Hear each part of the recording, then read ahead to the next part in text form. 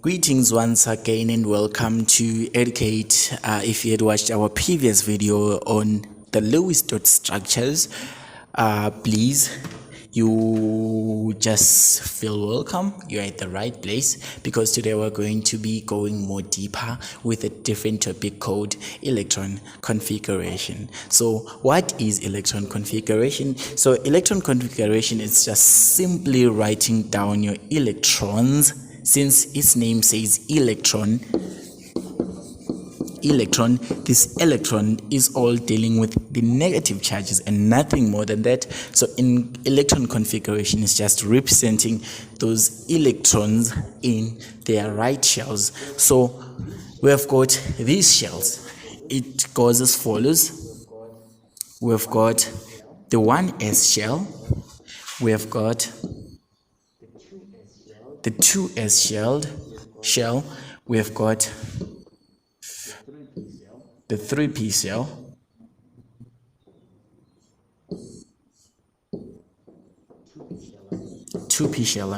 So I'll just start it as basic. We're not going to go deeper into many shells.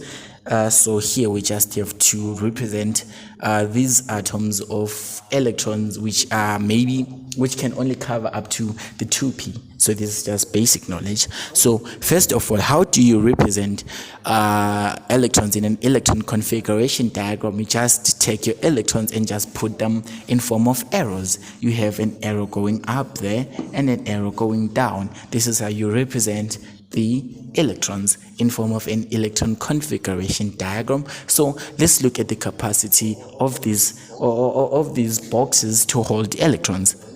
First of all, this first shell can hold 2, is written 1s. The second one can hold also 2. The third one can hold 6 electrons, but then this one you have to be careful with it compared to the other ones. So here is how you represent electrons. So for example, let's just take it for example with this element which is lithium. Here we've got 3 electrons, we've got 3 protons, and we've got 3 neutrons, or the neutral charges. So how do you tend to represent this in an electron diagram or in a electron configuration diagram? You just have to represent this. Since you know that you have got 3 electrons, you have to represent the first one which goes up, which is the arrow that goes up. This is the spin that is going upwards, and then the second one that is going down. Never make a mistake of starting with this one going down because it will be all wrong.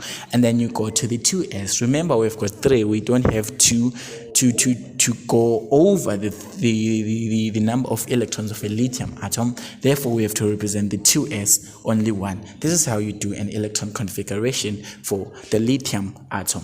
So this is more easy than many people make it. Yeah, they usually make it to be difficult. So here you can just represent your electrons in form of arrows that are going up and down. So let's take another atom like nitrogen. Okay, nitrogen. Remember, let's just go back to the periodic table so that we get our facts straight. So let's go back to the periodic table and check out for nitrogen with symbol N. Nitrogen has got an atomic number 7, which is the number of electrons and the number of protons at the same time. But then here we're focusing on the electrons. So remember, take note that the electron configuration, you don't have to write the valence electrons only. You have to write everything out. It's not the Lewis dot structure. It's different because the Lewis dot structure, you just have to represent the number of valence electrons and not all electrons. So here you have to represent all the electrons, including those ones which are not valent. So here you go back to your electron configuration diagram, and let me just rub it there so that I can draw for oxygen, for nitrogen. So for nitrogen you have got 7 electrons. So 7 electrons, you have to represent this. I'm sure this will overlap to another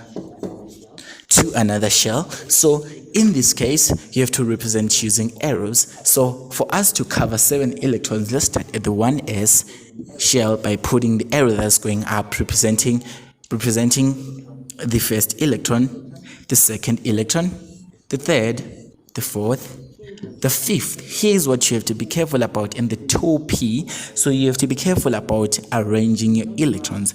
Do not rush to write this one. It becomes all wrong because you have to write the ones that are spinning in the upwards direction first. So here we had the first, the second, the third, the fourth, the fifth, the sixth. Right? Is it 1, 2, 3, 4, 5, 6, and 7? Now we have represented all the electrons of nitrogen. So be careful at the 2p shell. The 2p shell is critical because it can only accept the arrows that are going up first before following the other ones. Suppose you had an element that is overlapping the electrons, which are 7. Suppose it has got 9 electrons. Then you have to continue. After reaching this stage, go back here and say 8 and 9. That makes your diagram correct. Otherwise, if you do not represent those ones that are spinning upwards first, then your diagram of electron configuration becomes all wrong. So let's go now to the Spd notation of representing. So the Spd notation is just relatable to the electron configuration diagram because you need the electron configuration diagram to be able to complete the Spd notation. So the Spd notation, you just have to represent those electrons in terms of shells, in their shells. So you have to say 1s. Where am I getting this 1s? Is this first shell, the second shell, this one, and all that. So you have to represent 1s, 2s, 2p, 3s. Actually, this was supposed to be 3s. 3s. So here I'm just taking basically here. Actually, I don't really need to write this 3s because we are taking the Spd notation of this nitrogen. So how do we write the Spd notation of nitrogen? We're not just going to write the shells. No, that makes it wrong. That makes it too general and not specific as to exactly which electron configuration are we dealing with. So we should be able to use the electron configuration, or rather we should be able to use the Spd notation to identify that this atom is nitrogen.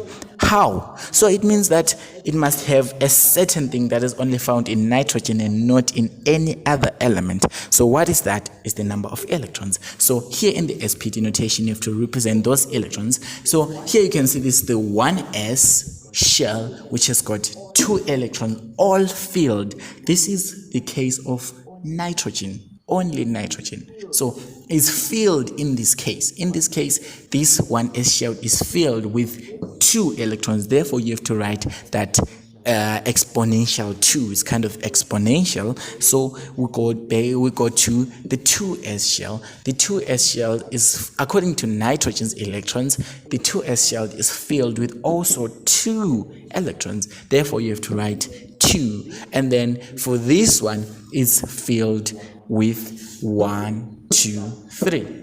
Right?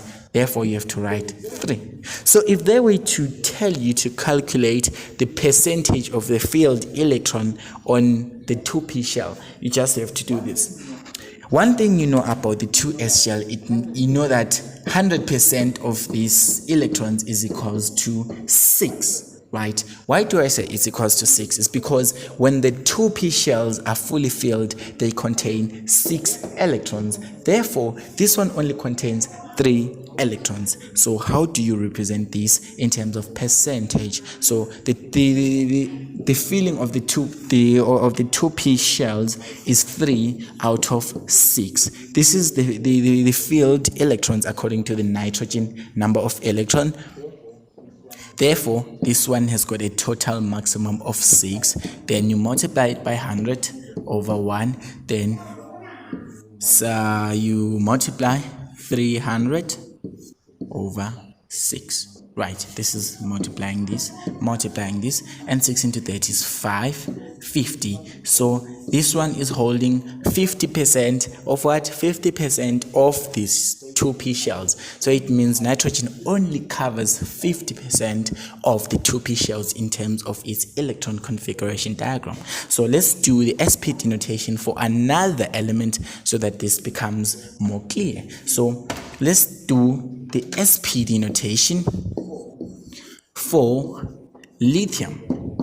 So we're doing it for lithium. So this is basically Spd, and then this is the symbol for lithium, so that we specify exactly as to which Spd notation are we dealing with. We're dealing with that of lithium. Therefore, you say it's equals to, you go back according to the number of electrons of lithium we had. Initially here we had 3. We had 3 electrons, 3 protons, and 3 neutrons. Therefore, this is all about the electrons. Therefore, you have to see how many electrons do we have to go there. So let's look at the 1s. The 1s will already take 2.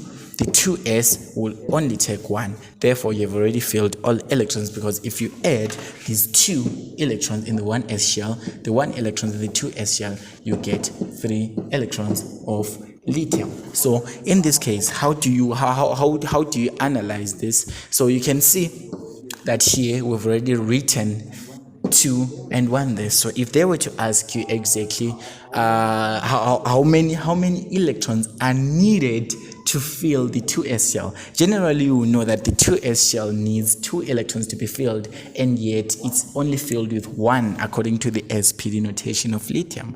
Therefore, to be able to fill the other one, you just need 1. That's general. But then they can tell you 2 representing it in calculation form. You just have to calculate. First, the 2s must have 2, but then in this case it has got only 1 in terms of lithium, so it has got only 1. So this is 1 over 2. This 2 is the total maximum number of electrons that the 2s shell can hold. You multiply it by 100, you get 50%.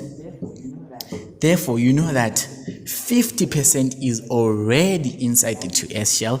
Now you need to find the remaining electron. You need to find the electron that is needed to fill the 2s shell. You just say 100, subtract 50, right? 100% is the full 2s shell. So here you just say 100 minus 50, which is already filled, which is 50 also. And if you are going to calculate the 50% of the 2, you get 1 electron that is needed to fill the 2s shell. This is just how you do it. This is how you represent it in form of calculation or algebraically. Thank you for watching.